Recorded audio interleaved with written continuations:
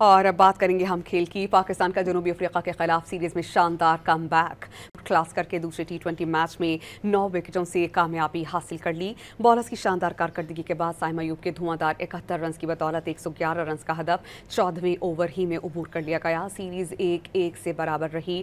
दोनों टीम्स के दरमियान तीसरा और फैसलाकुन मैच आज लाहौर में खेला जाएगा।